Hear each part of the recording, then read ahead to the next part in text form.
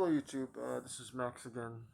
For this episode, I'm going to continue my testimony on how I became a Christian.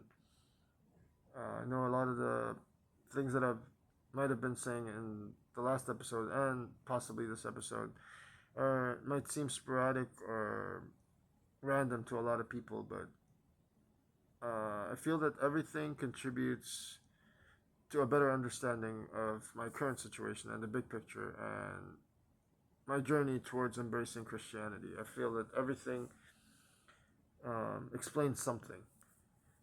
Um, for this episode, I'm just going to carry on where I left off from the last episode. So, without further ado, so I left Saudi Arabia due to work politics.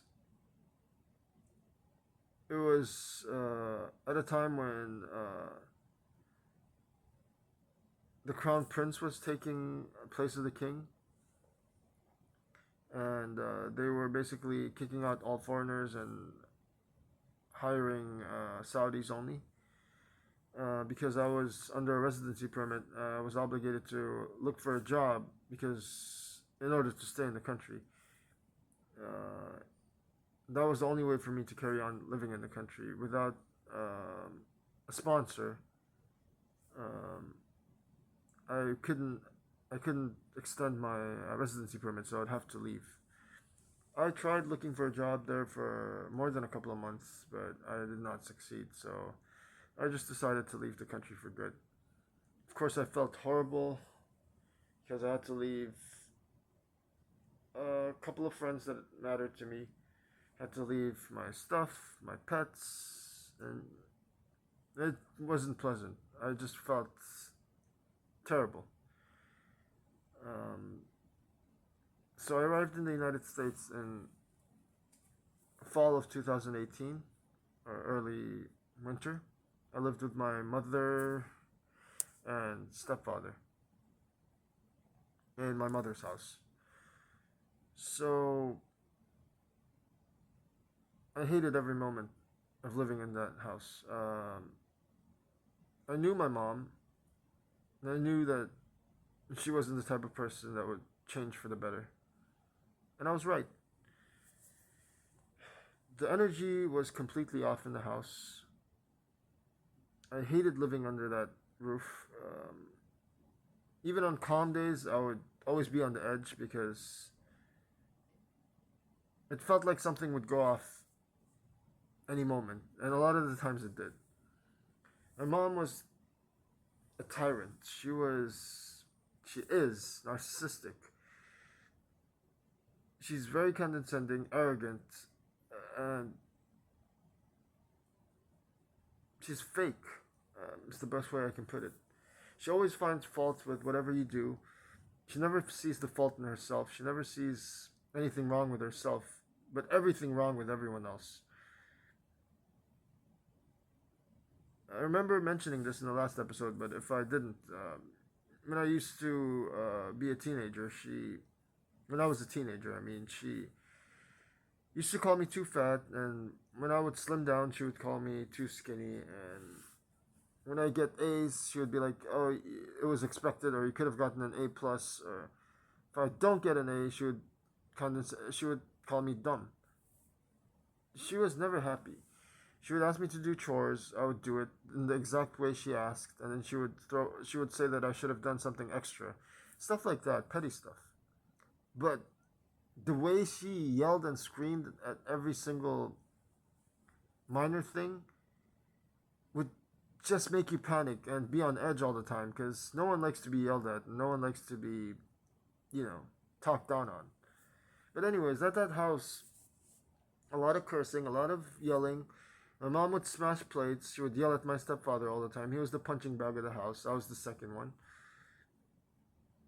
She would talk crap about my stepfather to me, about my stepfather's daughter to me. She would talk about how her friends are all plotting against her and they're evil and they're negative, and how she's the innocent one. without giving you enough facts to work with, you know. So she expects you to side with her, and if you doubt her or anything, she would look at you funny, and at times she might even talk back to you. um, that was my mom or mother. Um, I was desperate to look for a job because I thought that any time out of the house would be better than staying in the house. And I really needed a job because as soon as I left that job in Saudi Arabia, I was jobless for quite a few months. So I needed some income. I kept applying for jobs and no one would respond back. So immediately, my stepfather and my mother both recommended that I join this course in Baruch College for medical interpreting. It was like a 48-hour course. Um, a lot of the jobs for medical interpreting would require that course. So they asked me to join that course, which was kind of odd because I never worked as a medical interpreter or worked in any hospital, period. The only jobs I did were administrative, and there were some translations involved in some of the jobs, but it wasn't interpreting. I remember looking up different options at Baruch College, different programs, um, and they would completely be against it. They would immediately say, "No, no, it's not for you. It's not right."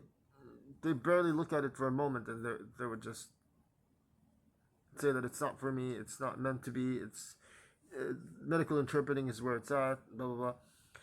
Now, to anyone watching this, you would probably think, "What's the big deal?" They probably it's just their bias. That's what it is. But honestly, after all what I've experienced, I feel that everything, not just this, the whole thing from Saudi Arabia up until this moment, up until the last year that I was in the United States, everything is planned. Like it's not a coincidence. They they knew what they were doing, but I guess the only thing that they weren't aware of is the outcome. um, but before I confuse anyone or throw anyone off, I'll narrate. I'll talk about that more in detail and hopefully future episodes if I don't quit. But anyways, they were so adamant on me taking the medical interpreting course, so um, for lack of, I couldn't convince them otherwise, so I just decided to go with it.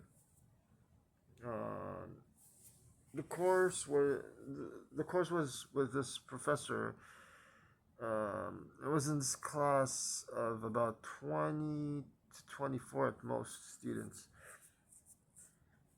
Um, the professor showed extreme interest towards me. Uh, he it wasn't like discrimination or anything, but he really paid attention to me.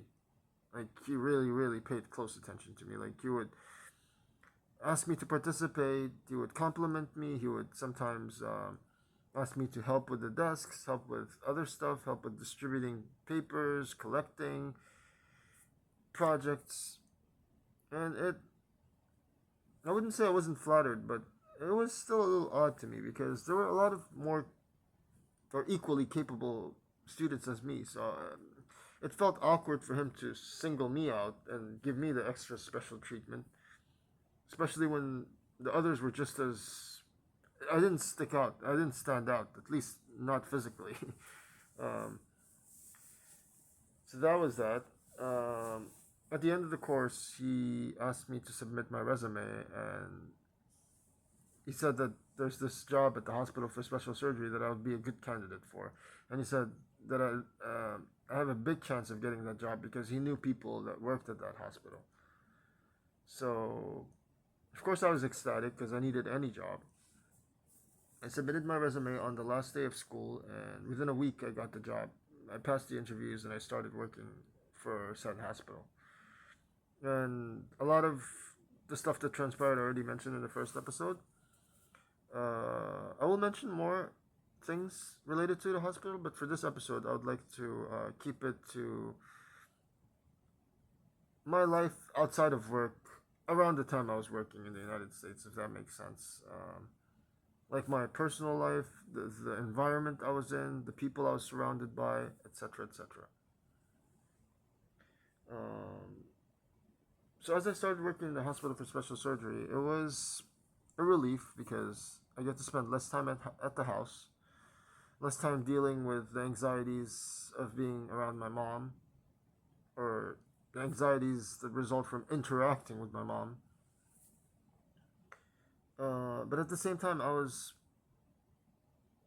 a little still. I don't know how I would say it. I felt lonely. I felt depressed and lonely because I felt that there was something missing from my life. So I decided to get into dating someone. And I know I said this in the previous episodes, but for those that are watching me for the first time, ever since I embraced Christianity, I no longer pursue gay relationships. I no longer pursue sexual fornication. I no longer pursue anything. I strive to live in the way that the Lord taught us to live. I try to stay away from as many sins as I can. Anything that's obvious or that I can easily avoid, I would just leave it out.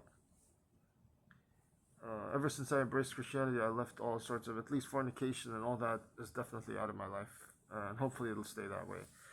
But for the sake of this story, um, I'll mention the stuff that happened before I embraced Christianity. It was at a time when I was not even a Muslim. I called myself spiritual. Like I believed in a higher God, but I didn't follow any particular teachings or any particular rules. So I started looking online, and I met this cop, NYPD officer. His name, I wouldn't mention his name, but let's call him by M. M as in Mary. The reason I wouldn't mention any names is because the Lord said to love our enemies, so I'm not going to attempt to ruin the reputation of anyone, despite of how evil or how narcissistic or whatever they are. Um, yeah, so I met this M, and we dated. At first, he. At first, I thought he was really cool, but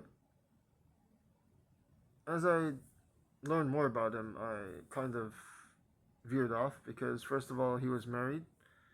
Second of all, he was too flirtatious for my liking. Like whenever we were on going out on dates or whatever, he would just point out different men in the background and say how awesome they look and the stuff that he would like to do to them, etc., etc. So I thought that was a little bit too much for me. I thought I wouldn't mind being his friend, but there's no chance that I would stay in a relationship with him. Uh, so M was always in my life up until the last moment that I left the United States, but that's how I was introduced to him. And I'll mention more things about him hopefully later. Uh, anyways, after M, whom I remained in contact with, I decided to look for someone else that would be more relationship material. So I met this person, let's nickname him CJ. Talked to him on the phone before we met. He mentioned to me that he was living with his roommate, uh, whose name is Jay, let's say. Uh, he mentioned that Jay was HIV positive. Jay was into crystals. He was a little bit strange. He's a little bit too spiritual. He's odd. He's too loud. He likes sleeping around a lot with different partners, etc., etc. Now, I later found out that Jay wasn't really his roommate. Jay was the owner of the apartment. Well, not the owner, but the main tenant in the apartment. And he just allowed CJ to stay with him for minimal rent. And I mean minimal rent. Like $100. um, Now, under normal circumstances, I would honestly call off the meeting immediately because it's not discrimination, but I just had this fear of catching a deadly disease like HIV. So knowing that this potential person that I'm meeting is living under the same roof with someone else that has this condition, um, I would not carry on. I would immediately call it off. But for some reason, I just didn't care. It didn't bother me at the time. And as crazy or as weird as it may sound to a lot of you, I really feel that they have done something to me, either via black magic or some sort of spiritual medium or something that really manipulated my thought pattern and my view. Because as I said, that's one of the things that would have made me cancel the meeting. But then there was a lot of things that happened after the meeting that the normal me would have immediately gotten out of. But I found it totally tolerable or okay even in certain cases to carry on. You know. Um, but anyways, um, I started dating CJ. We met at a movie theater. We watched the movie Child's Play, the reimagining. And on the first day of the meeting, he looked different from what he did in the pictures. Because, the pictures, they always look exaggerated. People always look better in pictures and stuff. So, um, he sounded a little different too. His confidence seemed off. So, I just wanted to politely deny him after watching the movie. Uh, let's say we would go our own separate ways, and then I would text him and apologize and say that, hey, we didn't click, sorry, maybe we should look elsewhere. But after watching the movie, he started introducing me, taking me to places, and introducing me to his friend this lady that worked at a tea shop, and then from there all three of us went to different places, different parts of the city, introducing me to this person, that person, and we were in the middle of a skateboard event and all that.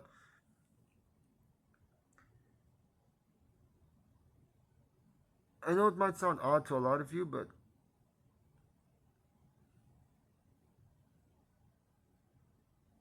it made it much more difficult for me to reject him now or refuse him.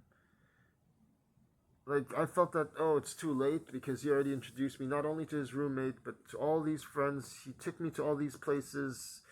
I would feel extra bad. I would feel horrible. Maybe I should date him a couple of days and see if things would work out. Maybe things would click. Maybe I can overlook the little, not little, but things that didn't please me at first. Which, again, under normal circumstances, that's not how I normally think or operate. Which leads me to believe that it was all planned, that it was all part of some bigger scheme. Uh, the fact that they knew that, the fact that he took me to introduce me to all these people from the first date and everything, I feel that it all might be connected, that they knew what my personality was like or how I thought. Again, someone could brush it off as coincidence, but I would have too, but under normal circumstances. But after experiencing all of what I've experienced, all my journey, which I'll get to later on in future videos, it's really hard to brush this off as simply coincidence. Um, anyways, so I continued dating him. I was introduced to his roommate. Um, as I've said, under normal circumstances, I would not be okay with that type of situation. But I went to his place. I ate all the food that they cooked and everything, and the roommate wasn't just into crystals. He was literally into witchcraft. He was playing with tarot cards. He was praying to the moon, doing some weird stuff with incense, with some herbs and feathers and strange things. He would start praying to, like, every morning he would wake up, he would start thanking, he would say, "Thank you, Spirit, thank you," whatever he's praying to. Odd things. He would ask me strange questions. Like when I wake up, he would be like, "What did you dream of? Can you tell me what you dreamt of?" And he would tell me all these explanations, and he would be like really like amazed at the stuff I would tell him. But I'd be like, "Why are you so? Why are you too much?" You know. He was into a lot of witchcraft and all sorts of occult stuff. But as I said, back then I was just spiritual. I didn't dig deep into the whole. I didn't know how serious these things were. I just believed in God, but I didn't really look into in depth into these matters. So I didn't know how serious it was. So I just took it as someone who's mentally challenged, who's believing in things that didn't exist, and maybe it's not as bad. I didn't know that they were using me all this. They definitely were using me all this time, and they were plotting against me, and I didn't even know any better. Uh, the more I dated CJ, the more I found out that we aren't compatible. Like, there's a lot of things. For instance, one of the things, he showed no appreciation or gratitude. He would ask me to buy him stuff sometimes. I would buy it. I would treat him to places without him requesting it. I would buy him stuff. I would chip in for him. I would support him emotionally and all that. But he, instead of being grateful or anything, he would act like he was expecting it. Like it was the least I was like he expected that from me. Like that's the least you can do. That's the type of attitude he gave me. So although I didn't talk to him much about it, I just felt that he wasn't the person for me. Uh, I think Jay talked to me about him in a certain situation. I explained to him that, hey, maybe things aren't going to work out between us because of all this, and he started giving me excuses about how, oh, he never had people treat him nice, so he doesn't know how to act, he's blah blah blah blah, and all these like excuses that didn't make sense.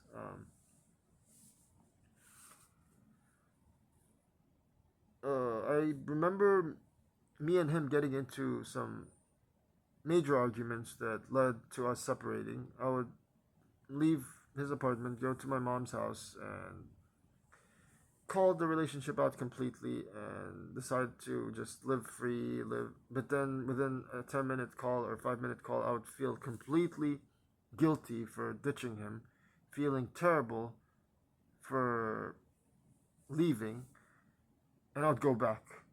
A lot of the times, it would be CJ instigating the problem, and I would apologize for it. You know, I was just trapped in that whirlwind for a whole bunch of times. Part of it was because I was telling myself, hey, if I don't make things work out between me and him, there's no chance that I would make things work out between me and anyone else. I guess that was part of my mentality. I don't know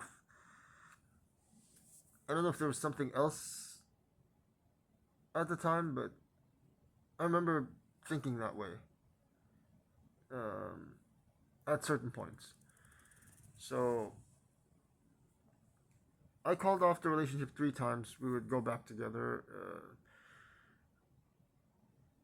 Sometimes it would be his roommate advocating for us. Other times it would be that girl that we met at the tea house advocating to get us back together. It felt like I just couldn't get away from him. But it didn't. I didn't think about it that way. I just, as I said, like every time he would call me, I'd feel guilty. Um, even if he made the mistake 100%, I would feel completely guilty and would apologize and try to beg for the relationship to resume.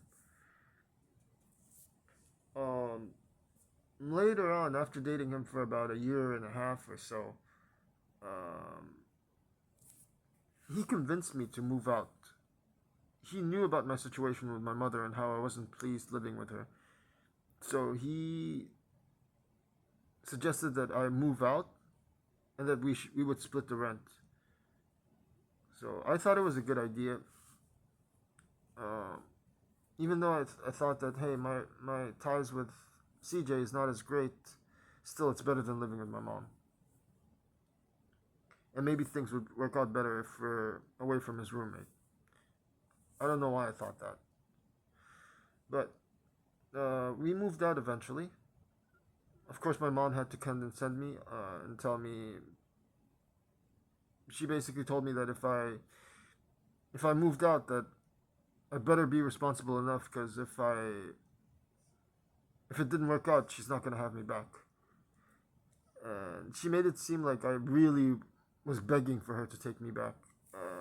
She kept telling me that you better not move out. You sure you want to move out? You're not the type that is responsible enough, etc., etc. She kept condescending me, like putting me down,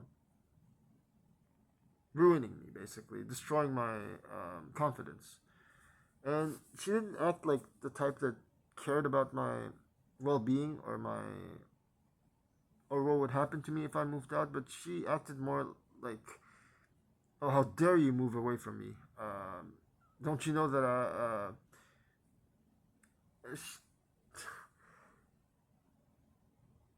it felt like she was more pissed about losing her punching bag than about her caring for her son. It's that type of vibe. And anyways, I left and I lived in this apartment with him in Manhattan. Um, I'm not gonna mention too many things, but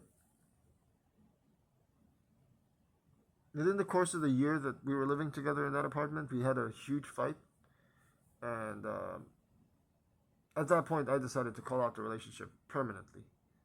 Like I said, there's no chance that I'll be going back with you after all this. There's no chance. No one can convince me. Not Jay. Not any of your friends. I'm convinced. I made up my mind. And I told him that, hey, things are just not going to work out between us. We fought like a whole bunch of times at your former place, and now here, and it's just not going to work out. So let's just not be bitter. Let us each head our own way. You go your way, I go my way. He starts freaking out. He shoves me. He starts cursing me out.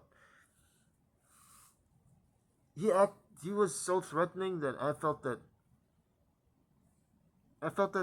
after he yelled and left, I was fearing for my life because that's how threatening he was. I was worried about him coming back and stabbing me or something. I was terrified. Um, but that didn't happen. He came back later on. Uh, he apologized and asked if it was okay for us to stay together even though we're no longer dating. And I was like, sure, we can stay together so long as we eventually separate and move our own way because it's unnecessary.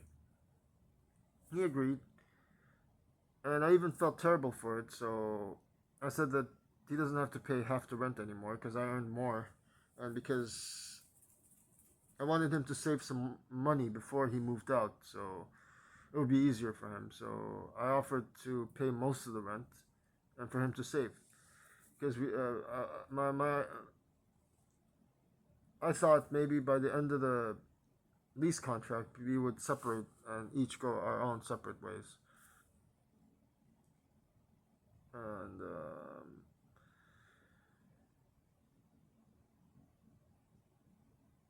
so at the end of that lease contract, we did not separate. uh, Instead of us going our separate ways, a couple of months before, actually, he started. looking up this apartment, and he found this place in Brooklyn, and he suggested that we move there.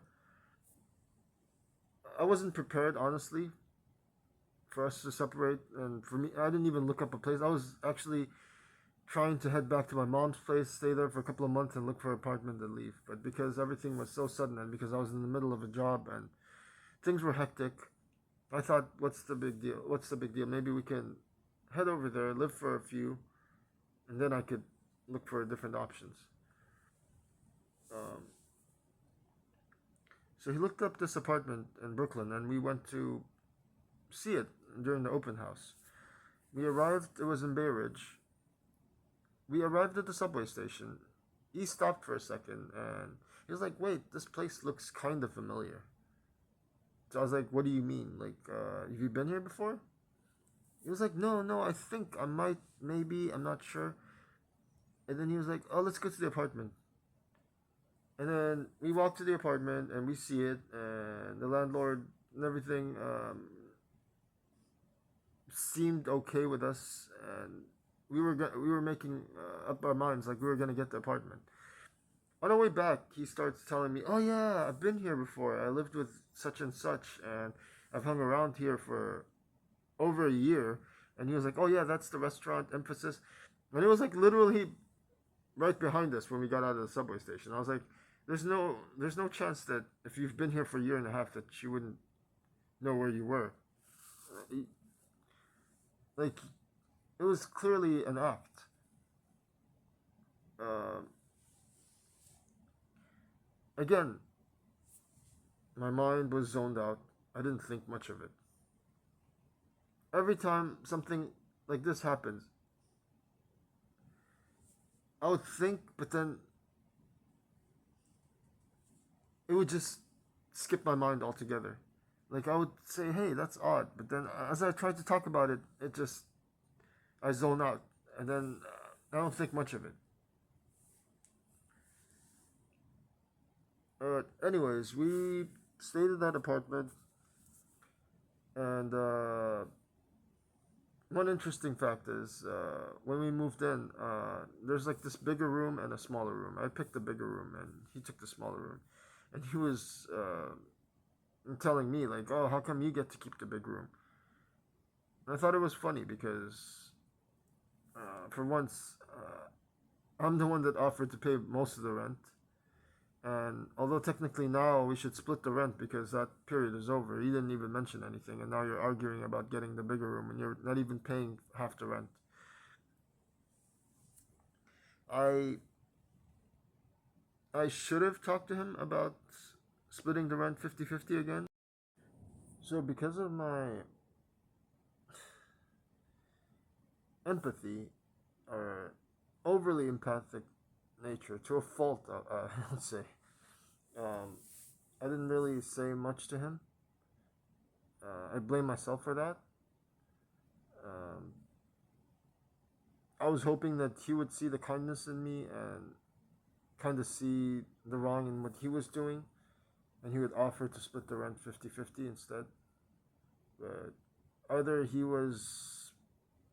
No, I was going to say either he was too blinded and didn't see that, or it was intentional. But I honestly, deep in my heart, believe that it's 100% intentional. Everything that had happened, I've, that I'll be talking about in hopefully a later video. Everything that happened is 100%. Now that I think about it, is 100% intentional and planned out. And all of those people that I met weren't just coincidental, including my handlers, I would say, which is my parents. None of them are coincidental. Everyone was placed there for a reason. Everyone was placed there for a purpose by, I would say, the demonics or satanic entities. It was all for a reason to keep me in deep sleep and deep slumber. Uh, I know that this might sound crazy to a lot of people, and really I have to get it out there because I'm past ego or past the point of caring about what strangers would think about me. I don't care about the rationale that people are going to try to throw my way. It's what I experienced, not what they experienced. So yeah, I think it's 100% all planned out. So I would say it is his fault, not my fault, and if that's a thing to say. So we continued living in Brooklyn for a couple of years. Throughout, more than a couple of years, I would say 3 years. Throughout that period, um, there were a lot of interesting stuff that happened. Part of his part of it was I. This was what led me to kind of embrace Christianity, but not yet. But it's something that happened in the middle. So I normally I enjoy horror movies. So I watch horror movies, play horror video games, and all kinds of horror. You name it, I've played it, I've tried it. Um, I was a horror buff, but for some reason I wanted to see this movie called I'm Not Ashamed, which is a drama. And if you know it, I don't have to say it, but to those that don't know it, it's a movie about one of the people that passed away in the Columbine massacre. Uh, it was a story based on real life or true events. It's normally not the type of movie that I would go for, but I just felt the need to see it for some reason. Um, so after watching that movie, I felt something in my heart. I felt something in my body. I felt a lot lighter. I felt that I'm connected to God, if anything. And it's odd because at the end of the movie, it says that this movie has transformed a lot of Christians or something like that. There's like this message at the end of the movie or the beginning of the movie that mentions something about how the movie has impacted a lot of people and how it turned their lives around and stuff. I felt connected to God. It's an odd feeling. It's like I started calling out to God and everything. Like when I was in trouble, when I felt depressed, I called out to God. Of course, as I said, I didn't embrace Christianity yet, so I was just call out to the higher power, like God, please help me. I need your support. I need your help, and I would start blaming every negative thing on the devil, and it worked. Like my stress would leave me. I would feel extremely happy. I would feel extremely enlightened, and it showed.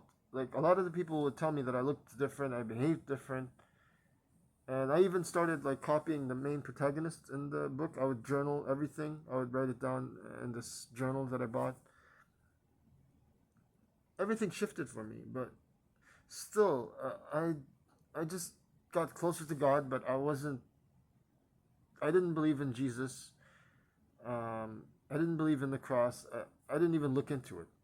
Although the movie was Christian themed, I didn't. That didn't grab my attention as much as spirituality and getting close to God and relying on God for your trouble.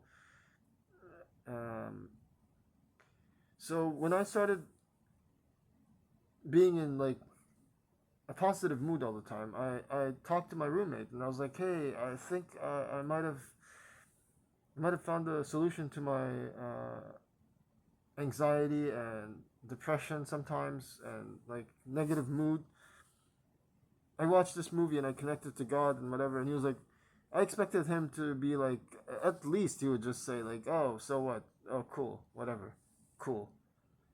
But I did not expect his reaction at all. He was like, what about me? Good for you, but what about me? And I was like, what's that supposed to mean? And he was just like, no, I just don't want to talk to you. I just want to talk. And I was like, okay, fine. And I walked away. And I was like, he's not going to ruin my day. I started journaling everything and I started asking God for help and went on with my day. And later he came and apologized. And he was just like, oh, sorry, I just wasn't in the mood, or some random excuse that didn't make sense.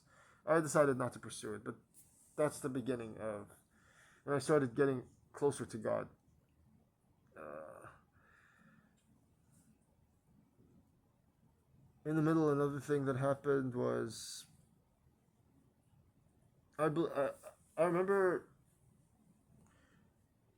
getting much more active, like, and getting much more talented, if that would make sense. Like, I started becoming one of the best Tetris players in the world. Tetris Mobile, I got first globally for a week. And then I started streaming Tetris for the PlayStation. I started getting extremely good at Tetris. Started cooking stuff, experimenting with cooking. I got into arts and crafts. I built this diorama. If I could post a picture of it, hopefully I'll try to post a picture of it in this video. I built my own drone. I gotten into a lot of hobbies, and I couldn't explain it because it's things that I've never done before, and suddenly I'm good at it, and I'm starting to do things. And it was at the same time that I'm getting really better at work at my job. Like, I would start doing things real quick and checking in patients extremely quickly, as I've said. But here's the weird part: the more better I became, the more upset my roommate was. He looked at me with contempt. He never mentioned it or said it directly to me, but you could see it in his face. He was not happy. Sometimes I think he was doing a bad job at pretending that he didn't care. It just was clear as daylight that he was pissed off at my progress. And at times I would say, hey, I would mention to him in indirect ways. I'll be like, to each their own. Each one has their own strengths and weaknesses. And I know you have your own strength. You're smart. You know a lot of things about different celebrities and whatnot. No one should be envious of anyone else. Everyone should be proud of their differences and uniqueness. And I never came off as like, I never rubbed it in people's faces. Like, I wouldn't go around telling people, hey, I'm the first in Tetris. I know how to do this. You can't. I know how to do that. You know? I would be shocked and humbled. Like, I was like, oh, God probably helped me. I'm extremely happy. I'm extremely grateful. But, yeah, my roommate did not like it. It showed in his face and in his body language and in everything that he did. He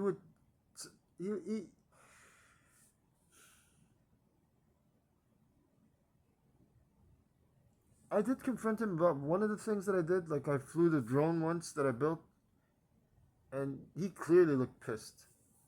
And I went to him. I was like, "Hey, are you pissed because of because I'm learning things that I flew the drone and I built it on my own and all that?" He would deny it, but the tone, the body language, everything that he did suggested otherwise.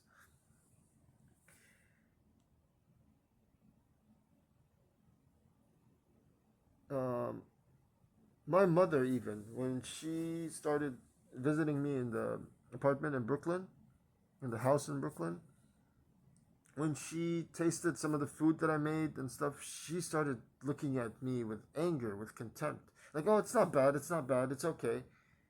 It's not something that you'd expect a mother to do. Like, you would expect her to be proud of her son, like say, oh, that's not bad. Oh, you cooked it yourself? That's awesome.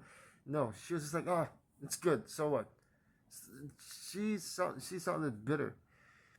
Even when she saw me play Tetris one day, she's like, "What good is this?" Like, I didn't even mention anything to her. She just saw me playing, and she's like, "So what?" I was like, "What?" Like, "So what? What good is this? Is this gonna bring you any money?" And I was like, "Not everything has to be about money. I'm just enjoying my game." People started becoming bitter around me. Like, even people on the train, when I would sit on the train and play Tetris or whatever on the train, people would just walk off. They would sit next to me for 2 minutes and they would look at me and then start walking off.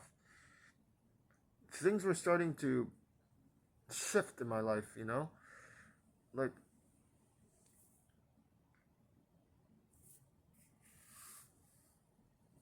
and at the hospital, as I've mentioned in the first video, as I started checking in patients really quickly, people would start harassing me more and more. And They would look at me funny. Some of them started towards the end of the whole thing, started cracking jokes at me, making fun of me, sarcasm, like how would you say, passive aggressive stuff like that started becoming way more common, way more common, to the point that they'd make an effort to hide it or conceal it, but they couldn't because I could see right through it. So, anyways, I lived in that apartment with CJ for, let's say, 3 years before, or 3 years, yeah, 3 years before I applied for a transfer at HSS to the HSS Brooklyn, and that's when the whole events of the first video transpired. And so, for the sake of length, I'm gonna end this video up to this point, and in the next video, I'll start talking about what happened after I left the company, and that's when all the gang stalking and the spiritual attacks and all the supernatural stuff started happening one after the other. At first it was subtle and then became like crazy, and that's when I reached out to my Lord and Savior, Lord Jesus Christ. I'll leave that to the next episode. If you watched this or any of the other previous videos, thank you so much. Please give me a like and subscribe. It would just encourage me to make further videos, knowing that this is reaching someone and it might be benefiting someone. Thank you so much for watching. Have a good day.